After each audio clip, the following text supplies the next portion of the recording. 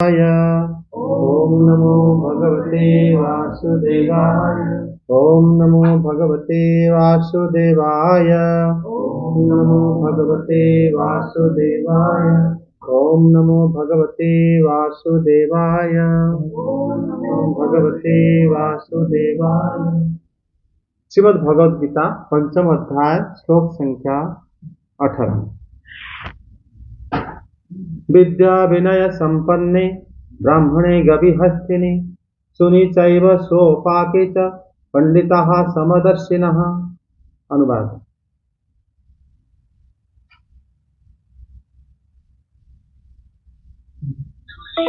विनम्र साधु पुरुष अपने वास्तविक ज्ञान के कारण एक विद्वान तथा विनीत ब्राह्मण गाय, हाथी, कुत्ता तथा चांडाल को समान दृष्टि से देखते हैं।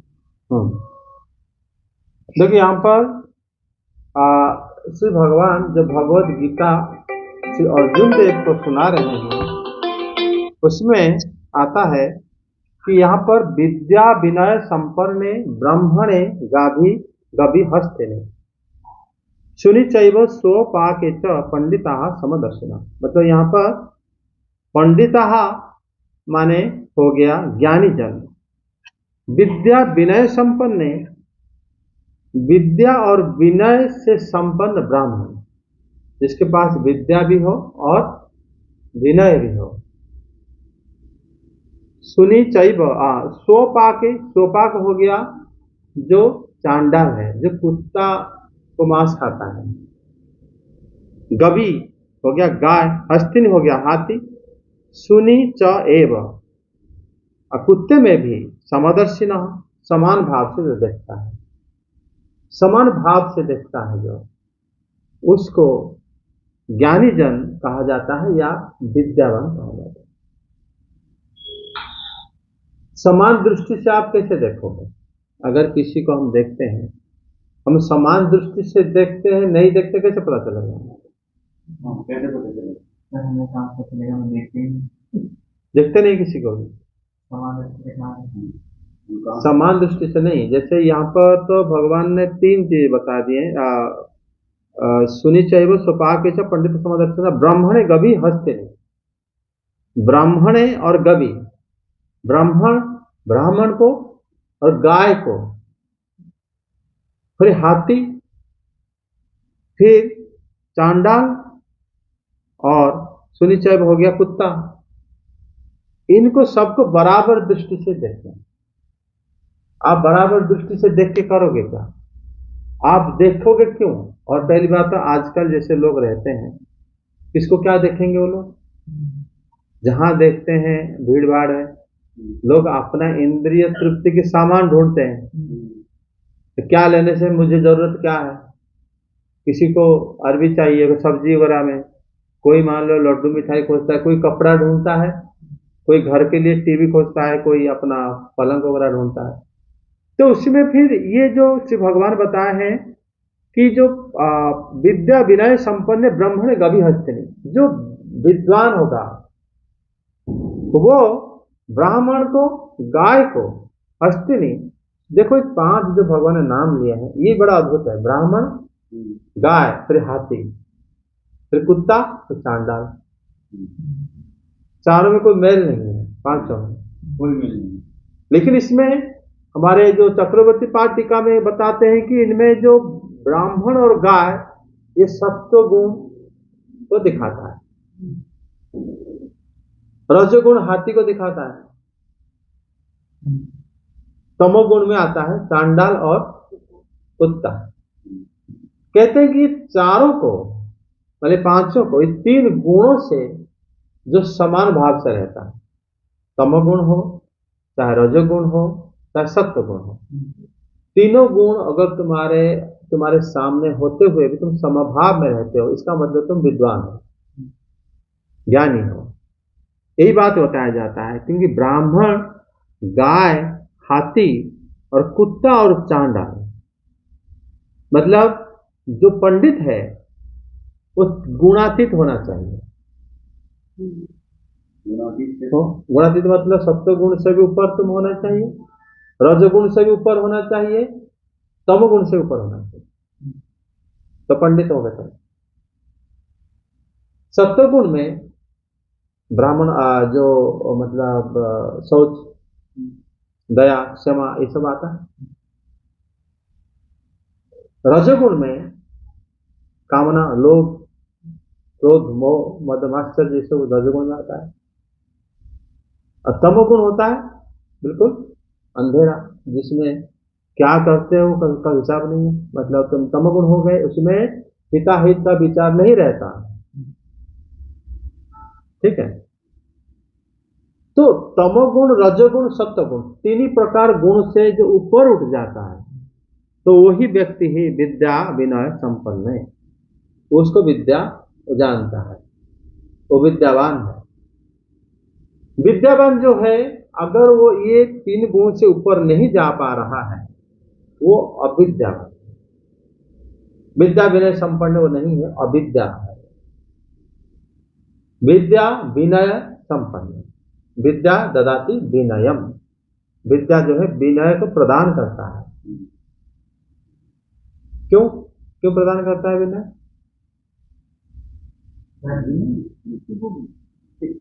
पढ़ा लिखा है, विद्या ग्रहण नहीं, जो पढ़ा लिखा है तो विनय मत बनो। क्या क्या कठिनाई है विनय ना बन के? आप अगर पढ़े लिखा हो, विनय ना भी हो, तो क्या मुश्किल हो जाएगा बताओ?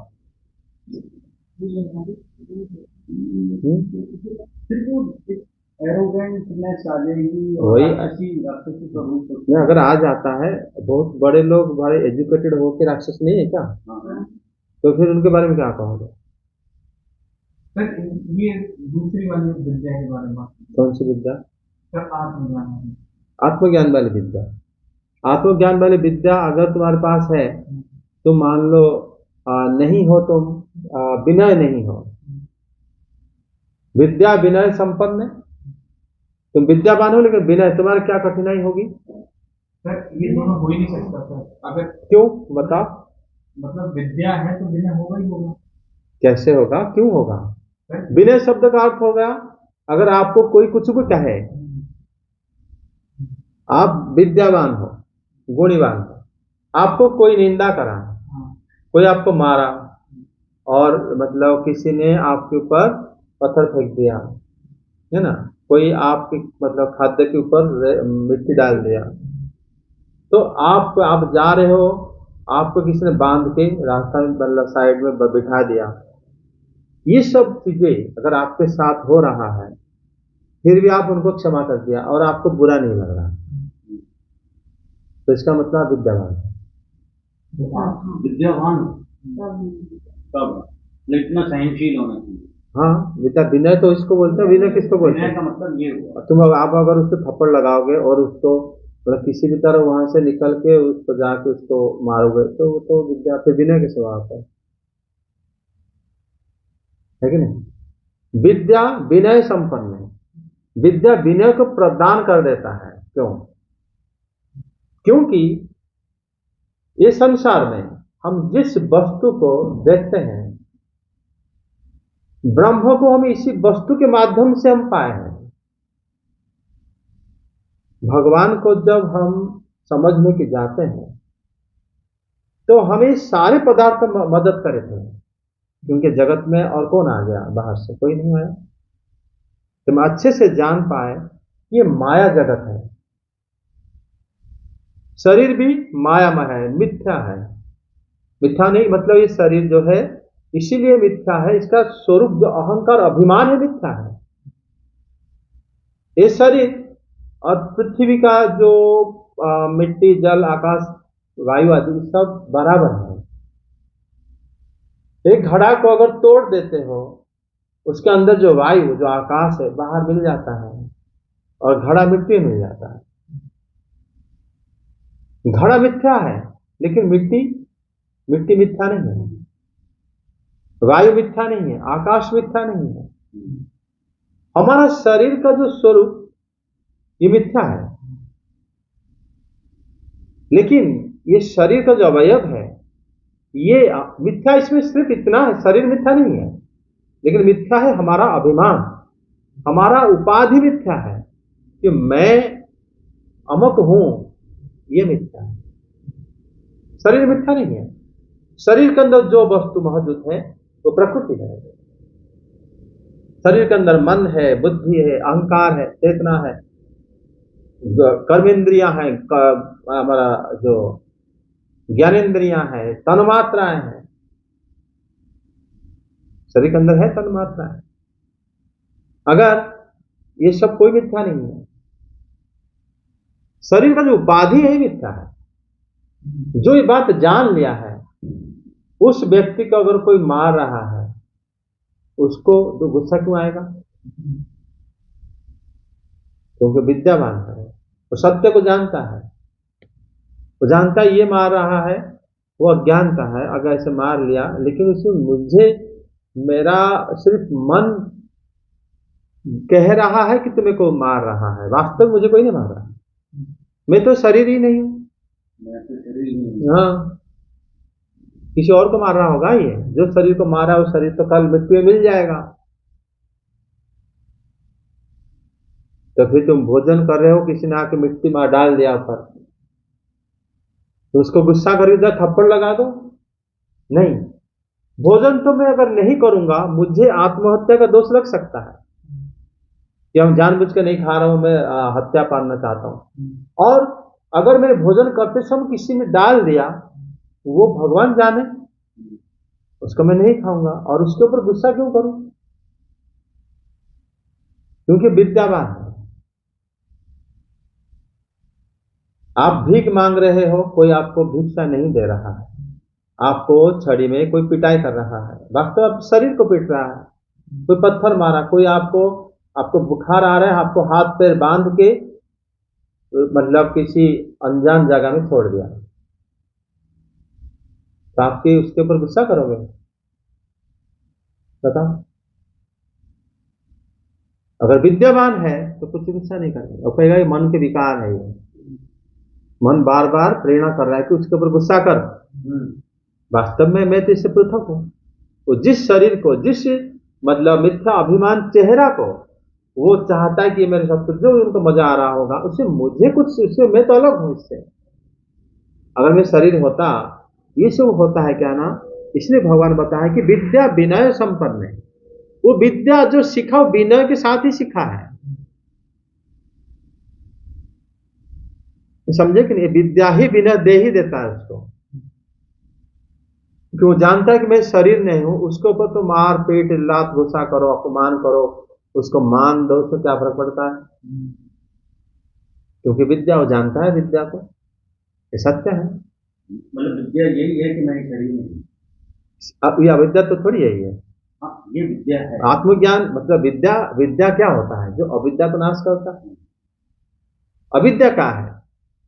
जिसको अपने इतने दिन हो के आप अपने दादाजी समझ रहे थे, वो तो गए।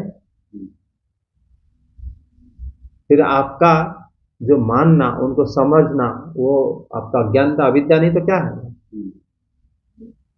आप उनको देखा था कभी?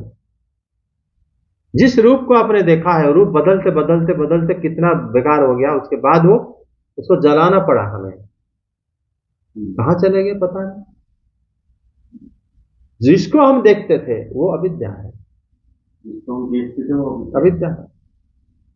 जो जान लिया, वो किसी, कोई उसको अपमान कर रहा है, मान दे रहा है, कोई उसको माला पहना है, कोई जूता में मार रहा है, उसको क्या फर्क पड़ेगा? वो सत्य को जानता है। वो उसी बारे में, उसमें किसी भी प्रकार का उसके मन में प्रतिक्रिया आएगा ही नहीं। इसीलिए कहा गया है सभी देह में भगवान की शक्ति प्रकटित एक स्वरूप विशिष्ट जीवात्मा वास करता है। आत्मदर्शी पुरुष, उसको समदर्शी उसी को कहते हैं। देखो, मतलब ग्रंथ में बहुत आसानी से लिखा जाता है, इसको समझना बड़ा कठिन होता है। लिखा गया कि सबको माने भक्तिविनोद ठाकुर बताते हैं कि सभी शरीर में भगवान की तत्सत शक्ति विद्यमान है, लेकिन उसको हम कैसे समझें? ठीक है, कैसे समझें? और ये सारी वस्तुएं ये परमात्मा की अंश है, इसको कैसे मना किया जाए? हमारे मन, हमारी बुद्धि, हमारी शरीर और ये पूरा इंद्रियां जब हमें गुरु के कृपा मिला, जब हमें सत्संग मिला, तब हम अपनी बुद्धि से भगवान को जानने की प्रयास करें और उनको जाने कि ऐसे इस जगह में भगवान इस प्रकार रहते हैं। उसी प्रकार जैसे दीपक अपने आसपास जगह को प्रकाशित करता है। हम संपूर्ण नहीं जान सकते, लेकिन जहां है, जिस जगह में हम लोग आए हैं, जहां पर हम पल रहे हैं, वहां पर जान सकते हैं कि ये यही वस्तु है, ये वस्तु है। अगर हम अपनी बुद्धि से उनको जान पाते हैं, हमारे मन से, हमारे शरीर से, उसी से हमारी वस्तुएं हमें सहायता करे थे, इसको हम कैसे कहेंगे भगवान की शक्ति नहीं है? अगर ये भगवान की शक्ति नहीं होता, तब इसके माध्यम से भगवान को नहीं जान पाते। हमारी बुद्धि भी भगवान की शक्ति है, हमारा मन भी भगवान की शक्ति है। नहीं तो हमारी बुद्धि के माध्यम से भगवान को कैसे जान लिया होगा? बुद्धि अगर उन्हीं का नहीं होता तो उनको कैसे जान लेते? तो भले गुरु कृपा के बाद जाने, लेकिन है तो अपनी बुद्धि, बाहर से तो नहीं लिए हम। हमारी बुद्धि, हमारी मन, हमारी चेतना, हमारे अहंकार, हमारी शरीर, ये पृथ्वी, ये प्रकृति, सब कुछ जैसे हमारा शरीर है उसी प्रकार बाकी प्राणियों का भी है। तो उनको और हम में क्या भेद है? शुकदेव गोस्वामी द्वादश स्कंद में जब बोले थे अंतिम उपदेश में कि हे परीक्षित, जैसे ही वो तक्षक नाग आपको काटेगा, उसके लिए परवाह मत करो, क्योंकि आपका शरीर बाकियों के शरीर और ब्रह्मांड में कोई फर्क नहीं है, और आप में और भगवान में, ब्रह्म में कोई फर्क नहीं है। अगर ये जान लिया तो वो विद्या विनय संपन्न हो तो जान लिया। और उसको कौन आके सताएगा बताओ? उसके सामने चांडाल हो, चाहे कुत्ता मतलब हो, चाहे गाय हो, हाथी हो या ब्राह्मण हो, तो क्या फर्क पड़ेगा उसको? सब समान है। तभी श्री भगवान बताएं कि मतलब अविद्या विनय संपन्ने ब्रह्मणे गभि हस्ते सुनी चैव सो पाके च पंडिता समदर्शिना। जैसे श्रुति में कहा जाता है कि तस्य अर्ण अभोज्यम, उसके अन्न जो है खाना नहीं चाहिए, उसके अन्न जो है वो आदमी का जो अन्न जो है वो अशुद्ध है। जो आदमी गुरु या साधु और असाधु में कोई फर्क नहीं देख पाता, उसके घर कोई कुछ नहीं खाना चाहिए।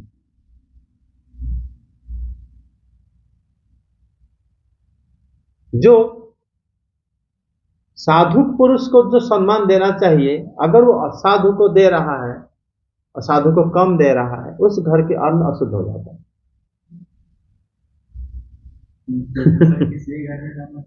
गौतम स्मृति में कहा गया है, इसको मधुसूदन सरस्वती पाद अपनी टीका में उल्लेख करे हैं, जो कि जिनको टीका की हमारे चक्रवर्ती पाद उनको फॉलो करते हैं। अगर मान लो किसी के घर में उनके मुखिया जो है वो साधु और असाधु का फर्क नहीं पड़ता, जान पाता, तो उनको असाधु जो होते हैं उनको भी उतना सम्मान दे देता है, तब उसके घर के अन्न जो है अशुद्ध हो जाता है, भोजन नहीं करना चाहिए। अगर उसी के घर में अगर यतिजन, जो लोग भिखारी बन चुके हैं, सन्यासी, और उसके पास एक ही चॉइस है उसी के घर से खाना है, तो क्या करेगा? खाएगा या नहीं खाएगा? मतलब वो उस केस में, जैसे मान लो अगर यतिजन, उनका दोष लगेगा, अगर जानते हो तुम कि उस व्यक्ति का रवैया ऐसा है, वहां नहीं खाना चाहिए, भले प्राण चला जाए, उसमें दोष नहीं लगता, खाने पे दोष लगता। तो ऐसा नियम है। विद्या विनय संपन्न ब्राह्मण, बताओ कि जो विद्या संपन्न ब्राह्मण है अगर उसको जरूरत है, कोई भी पैसा दे दो ले लेता है, कहीं भी से दान आ जाए ठीक है, लेकिन ऐसा लेना नहीं चाहिए, उसमें दोष लगता है। सर विद्या संपन्न व्यक्ति को सकते हैं। विद्या संपन्न व्यक्ति को इस प्रकार धन की आवश्यकता क्या है? नहीं, किसी ने दे दिया तो उसको मांग लिया। अगर किसी ने दे दिया, ये अगर जानते हैं उनको, यहाँ पर दोष तब लगता है। अनजान व्यक्ति ने तुम्हें दे दिया, उसमें दोष नहीं होता। मतलब वो नहीं कर पाता था, तो उनके घर के अन्न तो अशुद्ध होता है, वहां से ले लेना चाहिए। नहीं सर, मेरा यहाँ प्रश्न ये है कि जिसके पास विनय है वो तो सबको बराबर ही देख रहा है। हाँ। तो वो किसी को ज्यादा जाने के तो कम थोड़ी जाने, सबको एक ही नहीं, लेकिन उसमें जिसका घर अशुद्ध ही है तो ये तो सबको समान दृष्टि में, वही तो होता है प्रॉब्लम, शास्त्र में समझने में दिक्कत आती है। जैसे ये प्रश्न कर रहा है तो जो विद्यावान है सबको तो बराबर देखता है, तो बताओ वो सबको माफ कर देता है, अपने आप जो प्राप्त हुआ उसी को शुद्ध मानता है, उसके अलावा कहीं वो जाता नहीं, या तो नियम में रहता है। अनजान नगर में 5 घर जाके खड़े हो जाओ, जो मिला तुम्हारा, और एक घर में पर्याप्त मिल गया तो दूसरे घर मत जाओ, उसमें भी दोष लगता है। हाथ के बिना बैग लेके जाना भी दोष लगता है, हाथ में जितना लाओगे उसमें खा लेना, अगर नहीं करोगे दोष लगेगा, क्यों आप तुम अपने आप को हत्या करना चाहते हो। तो बड़े कष्ट से कठिनाई से विद्या विनय संपन्ने ब्रह्मणे गभिहस्तिनि सुनिचैव स्वपाके च पंडिता समदर्शे। यदि अगर आप विद्यावान हो तो आपके नजर में सब समदर्शी है, समझे?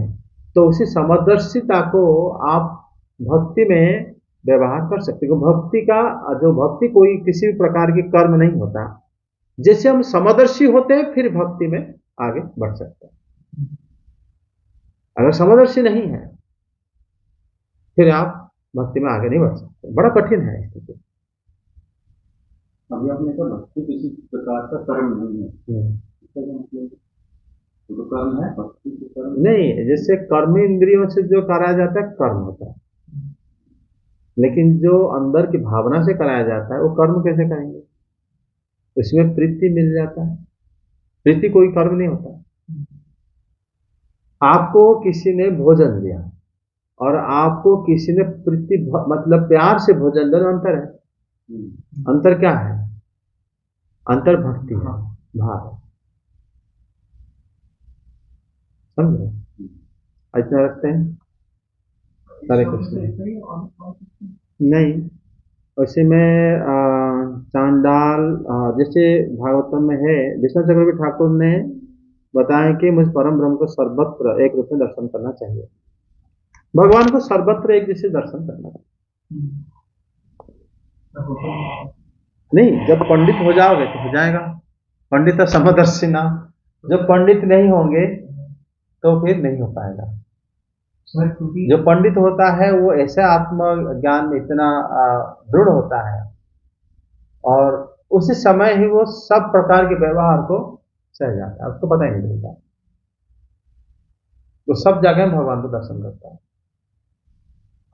पर जैसे मेरी तो ये सिचुएशन है पर हर जगह से मेरी इंद्रिय शक्ति कहाँ है वो तभी तो तुम तो खुद उत्तर दे रहे थे कि जो आत्मज्ञानी है वही समदर्शी हो सकता है, तो आत्मज्ञान के लिए प्रयास करो। और सर मैं इस चीज को भी जानता हूँ कि आत्मज्ञान प्राप्त करने का कोई एक तरीका है, भगवान भक्ति करने का। निश्चित रूप से। तो सर मैं बार बार उसमें विफल होता हूँ, सर सर्विस फील करता हूँ। नहीं, विफल तुम होने का पीछे हमारे अपना जो इंद्रिय को हम खुद संयम नहीं करते, बहुत जगह में जानबूझ के नहीं करते। हाँ, जानबूझ जब नहीं करते उसको उसके लिए कोई नियम नहीं है, अनजान से जो हो जाता है उसके लिए नियम है शास्त्र में।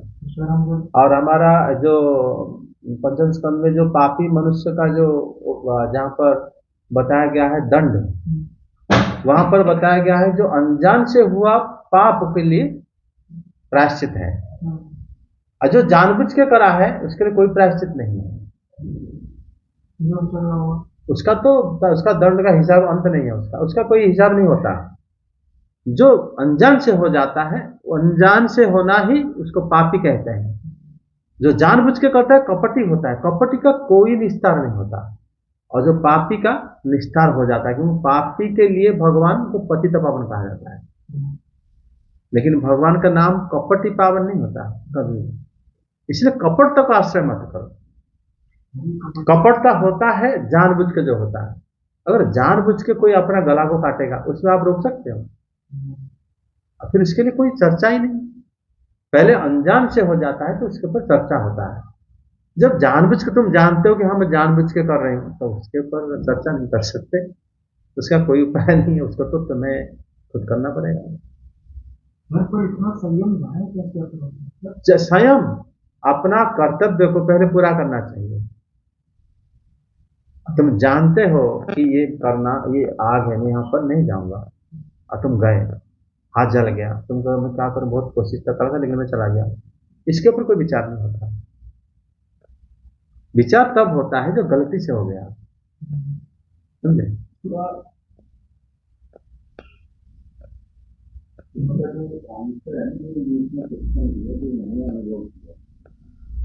जैसे कोई चीज हम देखते हैं या कुछ करते हैं, हमारे मन में यदि कोई विचार आ रहा है, उसको कंट्रोल करने का मैंने एक चीज अनुभव किया। जब आप प्रभु के प्रति ध्यान करते नहीं, प्रभु का नाम अगर आप लेते या प्रभु के नाम तो सबसे बड़ी उपचार है। प्रभु का नाम लेते नहीं, प्रभु का नाम शिव या राधा राधा या राम का नाम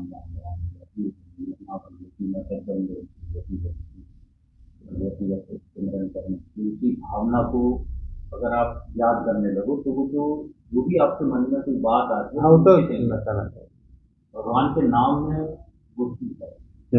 ना सर यहाँ पे बहुत डाउट आता है कि सर ये चीज समझ में आती है कि भौतिक संसार में जो खुद भोग उठने के प्रयास किया और हमने मान लो उसको भोग भी लिया, पर वो सुख सुख दिया ही नहीं। लेकिन सर फिर भी हम बार बार उसके पीछे जा रहे हैं। इसका नाम तो माया है। ये माया है। ये माया में तो कभी, माया में अगर हम गलती से पड़ जाते हैं, उद्धार पाने के लिए भगवान के नाम के आश्रय ले लेना चाहिए। वो नाम के सहारे से ही उसके ऊपर जा सकते हैं, और लेकिन जानबूझ के नहीं कर सकते। भाई बिल्कुल ऐसा ही है जैसे आप किसी सर जैसे यहाँ पे दीदी माता ने कहा कि काम जो है मुझे मतलब झकझोर रहा है, तो वैसे ही सर कभी कभी हमारी इच्छा में झकझोरने लग जाती है, हमारे कोशिश समझने शक्तियां खत्म कर नहीं। लेकिन दीप्ति माता जो कह रही थी उनके सामने उनके पति देव थे। नहीं सर, मैं अगर मान लो उनके पतिदेव नहीं होते, कोई पराये पुरुष को अगर कह रही होती तो उसमें तो दोष लगता है। नहीं सर, मैं यहाँ पे वो जो डिजायर की इंटेंसिटी की बात कर रहा हूँ, वो जो इंटेंसिटी होती है वो इतनी हैवी हो जाती है क्योंकि उससे अपने आप से कंट्रोल छूट जाता है। नहीं, बार बार हैवी क्यों होगा? अगर तुम डेली अपना, जैसे आज तुम 11 बजे उठ के फोन करते नहाए नहीं थे, जब पूजा कब होगा, बोले 12 बजे के बाद। 12 बजे नहीं कर सकते बेटा, 9 बजे प्रथम प्रहर तक एक्सक्यूज है, सिकंदर का लौट के ना गया। ब्राह्मण घर में अगर ऐसे होगा तो बाकी लोग क्या करेंगे? क्या करेंगे? और फिर उसके बाद कह रहे कि मैं इतना हावी हो जाता है। पहले अपना कर्म तो, नित्य कर्म में सुधार लो, उसको तो कम से कम करो। सदा सुबह घर में, सुबह मतलब ब्राह्मण घर में सुबह ही प्रातः साधन स्ट्रांग होता है, उठ जाना चाहिए।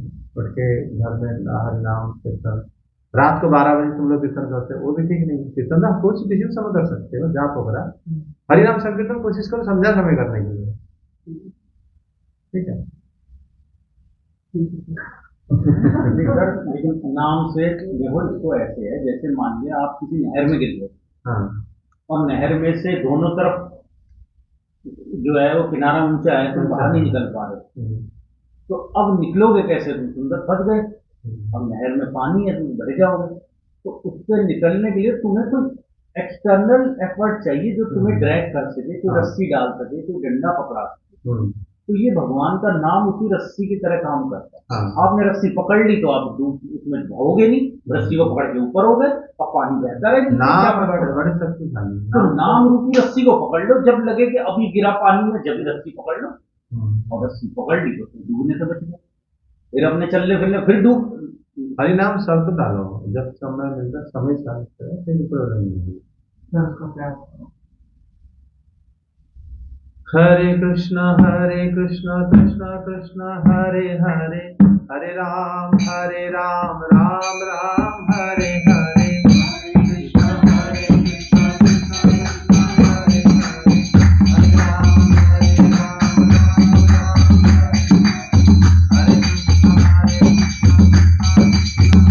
राम हरे कृष्णा हरे राम राम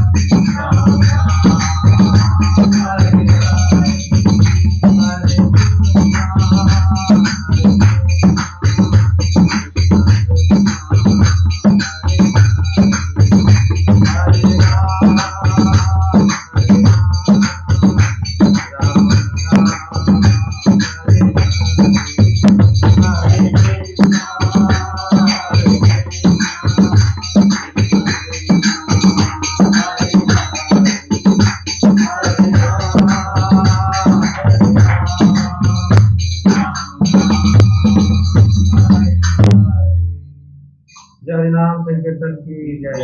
जय श्री कृष्ण चैतन्य प्रभु नित्यानंद श्री अद्वैत गदाधर शिवासादि गौर भक्त वृंद की जय। जय श्री बलदेव, जय श्री सुभद्रा, जय श्री जगन्नाथ सुदर्शन देव की जय। भक्तिदेव तुलसी माता की जय। भगवद गीता श्रीमद् भागवतम की जय। सभी भक्त वृंद की जय। वृंदावन धाम की जय। जय जय श्री राधे श्याम।